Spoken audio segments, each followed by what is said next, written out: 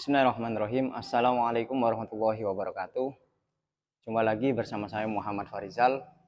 Pada video kali ini saya akan membahas proses tahapan ta'aruf, teman-teman. Setelah di video sebelumnya saya menjelaskan bagaimana cara memilih pasangan hidup.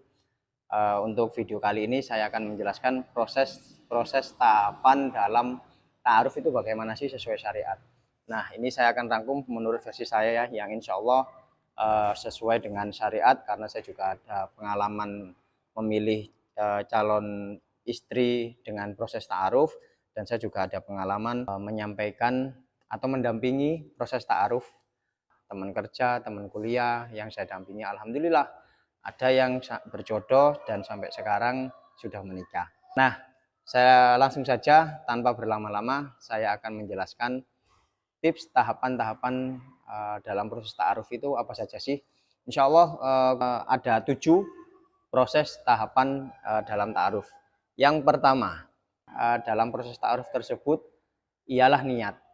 Iya, sesuatu itu harus didasari dengan niat, termasuk proses ta'aruf ini. Karena proses ta'aruf ini adalah proses untuk kita memilih pasangan hidup ya. Dan pasangan hidup ini, suami atau istri kita ini tidak hanya sehari, untuk sehari 2 hari, melainkan untuk seumur hidup. Menikah itu adalah ibadah terpanjang ya, dan terlama dalam hidup kita. Maka dari itu kita harus benar-benar niat. Kalau memang kita benar-benar serius untuk siap menikah, siap melamar seseorang, atau untuk yang perempuan siap menerima lamaran seseorang, pantaskan diri kita, niatkan diri kita untuk segera menikah, untuk jarak dekat ya. Ingat, saya garis bawahi, ta'aruf ini untuk jarak dekat, dalam waktu dekat kita sudah siap menikah, bukan untuk masih setahun lagi atau 2 tahun lagi. Tidak ya, tidak disarankan seperti itu untuk ta'aruf ini, melainkan ta'aruf ini dalam waktu beberapa bulan, sebulan, 2 bulan, 3 bulan, ya maksimal 6 bulan dekat ini kita insya Allah sudah siap menikah, baik dari materi maupun fisik maupun finansial kita sudah siap untuk menikah. Itu ya teman-teman, makanya siapkan yang pertama niat. Yang kedua, sampaikan niat tersebut kepada perantara. Artinya tips yang kedua ini memilih perantara. Untuk perantara di sini cari seseorang yang paham agama. Itu yang pertama, pemahaman agama Islamnya baik. Yang kedua, dia seseorang yang sudah menikah ya. Seseorang yang sudah menikah. Jangan sampai perantara ta'aruf ini orang yang sama-sama single atau sama-sama muda atau belum menikah. Nanti rancu jadinya nanti. Ya, misalkan perantaranya laki-laki. Akhirnya nanti laki-lakinya yang kepincut, perantaranya yang kepincut. Ya, tidak dianjurkan seperti itu. Jadi perantara ini adalah seseorang yang sudah menikah, yang pemahaman agamanya baik, dan yang ketiga, perantara ini adalah orang yang usianya di atas kita. Insya Allah lebih dewasa lah, bisa dibilang seperti itu. Mengapa? Karena kalau sudah menikah, pemahaman agamanya baik dan usianya lebih matang, insya Allah akan lebih enak untuk mengarahkan kita. Jadi tips yang kedua ini saya ulangi, pilihlah perantara dengan menyampaikan niat ta'aruf kita kepada seseorang. Jadi contoh, saya ada niat melamar atau ingin kenal dengan si fulan, sampaikan, bisa ke ustadz atau ustazah atau saudara kita atau kerabat atau teman-teman kita dengan kriteria 3 yang saya sampaikan di awal tadi. Itu tahapan proses ta'aruf yang kedua. Berikutnya yang ketiga, tukar informasi dengan cara menyiapkan CV.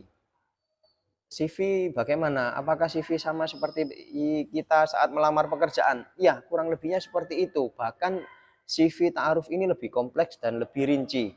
Nanti akan saya sampaikan di video lain ya, bagaimana tips cara menyiapkan CV untuk ta'aruf ya.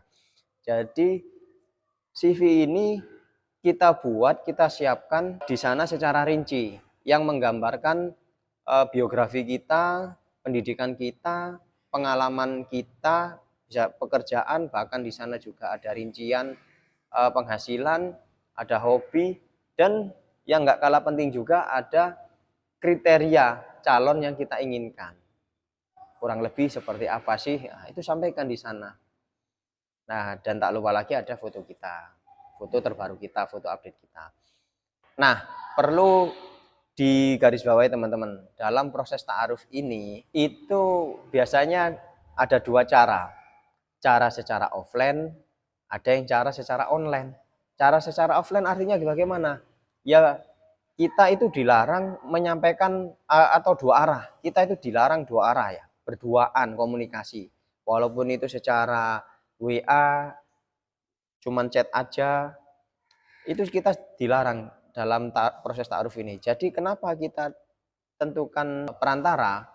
Jadi fungsinya perantara ini agar tidak terjalin komunikasi dua arah. Jadi untuk komunikasi offline ini, si laki-laki menyampaikan ke perantara dan perantara itu menyampaikan ke si perempuan. Jika nanti ada jawaban, sebaliknya si perempuan menyampaikan ke perantara, si perantara ini menyampaikan ke si laki-laki. Dan seterusnya seperti itu. Nah, itu secara offline. Atau karena sekarang sudah teknologi maju ya, secara online biasanya bisa dibentuk atau dibuat grup WhatsApp atau grup WA ya. Atau aplikasi apa, chat yang lainnya lah, Telegram atau apa terserah. Biasanya yang umum saya ambil contoh WA ya. Di mana di dalam grup tersebut itu ada si calon laki-laki, si calon perempuan, dan perantara tersebut tidak boleh berdua. Nanti dalam proses ta'aruf itu disampaikan di sana. Si laki-laki ini sudah menyiapkan beberapa pertanyaan untuk si perempuan, dan si perempuan ini juga sudah menyiapkan beberapa pertanyaan untuk si laki-laki. Saya pun juga mendampingi proses ta'aruf, juga sudah saya utarakan untuk sama-sama menyiapkan pertanyaan. Berapa banyak pertanyaan? Sebanyak-banyaknya. Bisa 10, 20, 30, bisa 50, terserah.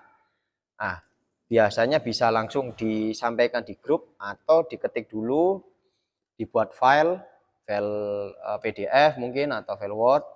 Nanti diberi waktu oleh perantara tersebut untuk menjawab, biasanya 3 hari atau 4 hari untuk menjawab semuanya. Setelah semua sudah terjawab, baru dikirim di grup tersebut untuk dibaca sama si laki-laki. Nah, dan sebaliknya, si perempuan juga sudah menyiapkan beberapa pertanyaan, disampaikan di grup tersebut, dan nanti si laki-laki ini juga menjawab, disampaikan di grup tersebut. Artinya benar-benar terjaga komunikasinya teman-teman. Itu yang membedakan proses ta'aruf dengan pacaran.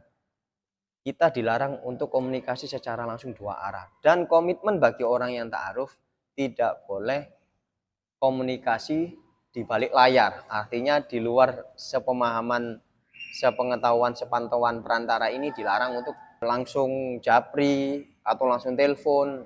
Ya, itu dilarang. Makanya jika kita itu mau ta'aruf, kita pahami dulu kaidahnya, aturan-aturannya. Itu yang membedakan ta'aruf dengan pacaran. Jadi ada rambu-rambunya, ada aturannya. Yang keempat, setelah proses ta'aruf, proses yang keempat adalah nazar atau melihat calon. Kita diwajibkan untuk tahu calon kita lah. Nah, makanya ada yang mengatakan perumpamaan orang ta'aruf ini seperti melihat, membeli kucing dalam karung ya. Tidak. Islam pun juga menerapkan yang namanya nazar.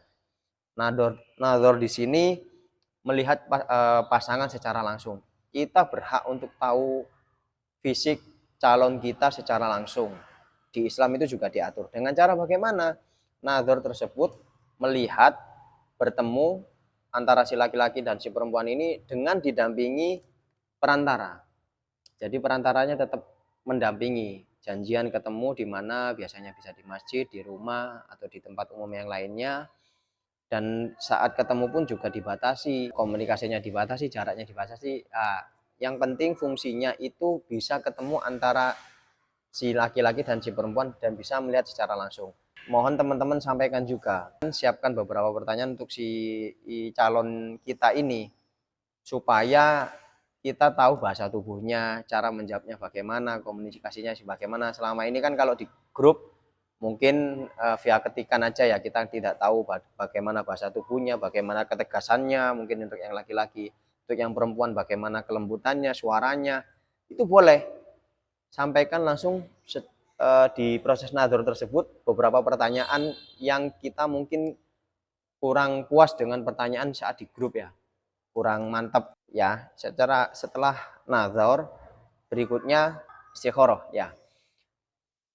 Setelah nazar biasanya si perantara ini akan memberikan waktu masing-masing si calon laki-laki maupun perempuan ini untuk istikharah. Nah, istikharah tersebut ya bisa dengan berdoa, minta kemantapan hati kepada Allah, atau dengan cara sholat sunnah istikharah. Minta kemantapan hati, minta waktu berpikir, mungkin menyampaikan ke keluarga, mempresentasikan ke keluarga, ini calon saya, dia seperti ini, seperti ini, seperti ini, saya sudah ketemu, bisa minta pendapat ke orang tua, ke ayah, ibu, ke saudara, sampai benar-benar mantap. Dan dalam waktu istikharah tersebut, jika sudah selesai, sampaikan ke si perantara. Ketika sudah sampai deadline waktu yang ditentukan, sampaikan ke si perantara ini. Apakah lanjut, cocok untuk diteruskan di tahapan selanjutnya atau tidak. Apabila tidak, ya sudah, mungkin ya sampai di sana aja proses ta'arufnya. Tapi kalau sebaliknya sama-sama cocok, ya maka tips yang berikutnya adalah untuk yang keenam itu adalah khitbah. Khitbah dalam arti dilamar. Makanya tadi di awal sudah saya sampaikan, ketika kita hendak melakukan ta'aruf ini, kita harus siap menikah dalam waktu dekat, bukan dalam waktu lama, bukan dalam waktu jauh. Kita harus siap menikah dalam waktu dekat, sebulan, 2 bulan, 3 bulan, maksimal 6 bulan lah. Biar tidak lama-lama. Kenapa kok tidak boleh lama-lama? Ya nanti akan ada aja ujiannya, setan mengganggu, ya orang ketiga dan sebagainya, orang keempat, kelima, ada saja ujiannya. Nah maka dari itu proses selanjutnya yang keenam ini adalah khitbah. Nah khitbah ini si laki-laki menyampaikan ke pihak keluarga, disampaikan niatnya dengan tulus, dilamar, sebenarnya seperti itu ya. Itu namanya khitbah. Nah yang ketujuh, ketika tips yang ketujuh ini ya, ini yang paling penting. Ketika sudah khitbah, maka proses yang ketujuh ini adalah komitmen untuk segera menikah, tidak lama-lama. Jarak dari ta'aruf ke khitbah juga tidak boleh lama-lama. Jarak khitbah ke menikah pun juga tidak boleh lama-lama. Kenapa kok tidak boleh lama-lama? Karena itu tadi saya sampaikan, bisa saja nanti di proses pertengahan jalan antara khitbah ke menikah ini banyak saja ujian-ujiannya nanti. Nanti akan saya sampaikan ya di video ujian-ujian orang sebelum menikah itu apa saja sih. Nah, dari proses khitbah sampai menikah ini tidak boleh lama. Harus sesegera mungkin kalau kita sudah mantap, kurang lebih sebulan atau 2 bulan. Nah, jadi harus sesegera mungkin menikah. Itu 7 tips dari saya untuk teman-teman yang mau melakukan proses ta'aruf. Mudah-mudahan bisa menginspirasi, karena saya pun juga punya pengalaman sendiri menjalani proses ta'aruf tersebut. Saya juga pernah punya pengalaman menjadi fasilitas. Itu saja, jazakallah sudah menonton sampai selesai. Terima kasih. Assalamualaikum warahmatullahi wabarakatuh.